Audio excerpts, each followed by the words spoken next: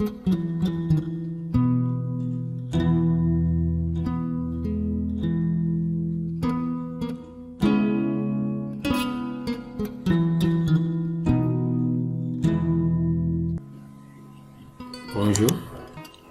donc aujourd'hui nous allons voir ensemble l'irrigation goutte à goutte avec aménagement et simulation.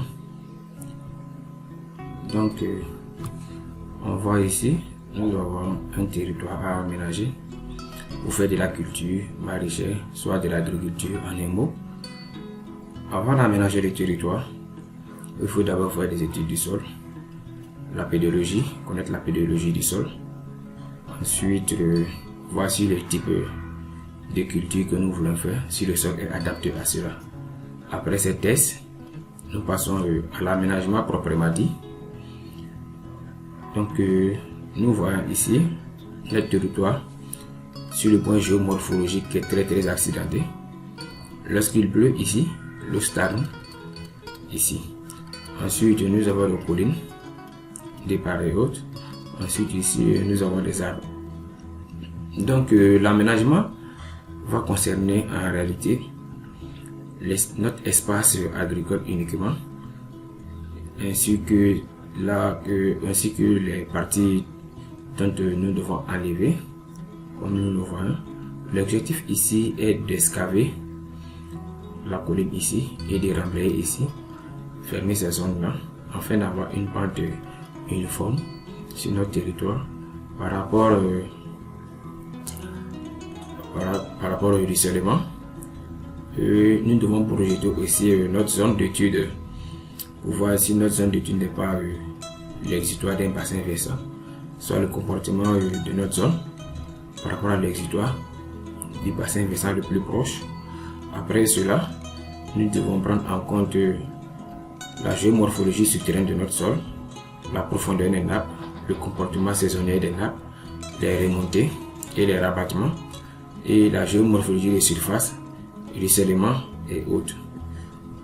Donc une fois uniformisé la pente, nous allons passer maintenant au dimensionnement de notre espace agricole. Vous pouvez prendre 90% de votre espace agricole pour faire de l'agriculture, soit 95 ou 80%. Tout dépend de l'objectif recherché. Là, nous avons le quartier hydraulique. Nous avons deux quartiers hydrauliques qui sont délimités. Ainsi, on peut laisser la délimitation des quartiers hydrauliques comme on peut l'enlever parce qu'elles ont un rôle important. Lorsque le ruissellement de la zone est fort, on peut les garder. Elles peuvent avoir une hauteur de 0,30, 0,50, 0,80. La hauteur dépend du ruissellement de votre zone, parce qu'il ne faudrait pas que les eaux ruissellent et viennent à l'entrée d'avoir des quartiers hydrauliques et inonder l'espace agricole là où seront posées les rampes d'irrigation. Là, nous avons les parcelles élémentaires. Dans chaque quartier hydraulique, nous avons les parcelles élémentaires. Nous avons la 4 parcelles élémentaires, la 4 parcelles élémentaires. C'est à l'intérieur de ces parcelles élémentaires que nous allons poser les rampes d'irrigation. Ici, avant de poser ces rampes d'irrigation, nous allons passer au dimensionnement des rampes. Après le dimensionnement des rampes, on dimensionne ensuite les portes-rampes.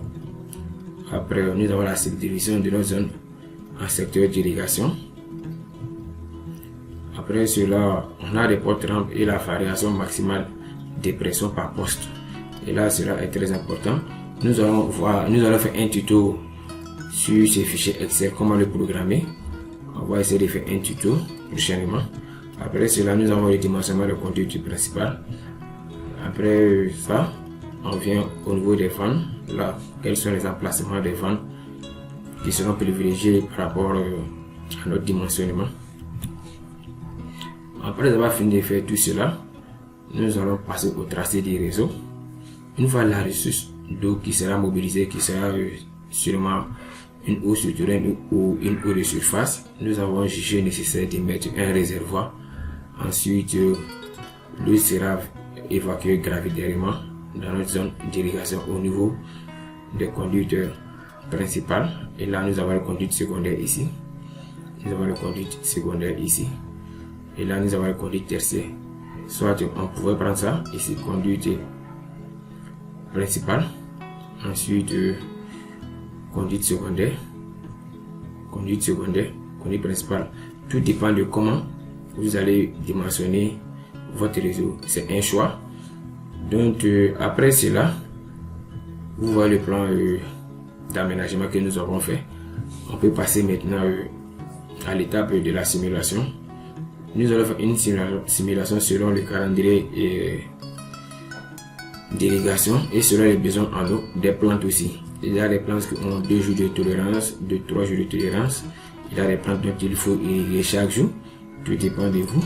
Et là, nous allons prendre juste une simulation. Si vous avez une ressource qui vous permet d'irriguer chaque jour et que les plantes ont une tolérance aussi, acceptez cette tolérance, il n'y a pas de problème. Donc le premier jour, vous pouvez irriguer les 4 premières parcelles élémentaires. Le deuxième jour, vous pouvez irriguer les 2 autres parcelles élémentaires. Donc vous aurez une rotation de 1 jour ou de 2 jours. Maintenant, si la ressource n'est pas disponible et que vous avez les types de cultures qui ont une tolérance jusqu'à combien de à plusieurs jours, cela dépend de vous. Donc vous pouvez irriguer les 2 premiers parcelles élémentaires le deuxième jour, les 2 autres le troisième jour, les 3e parcelle élémentaire le 4e jour.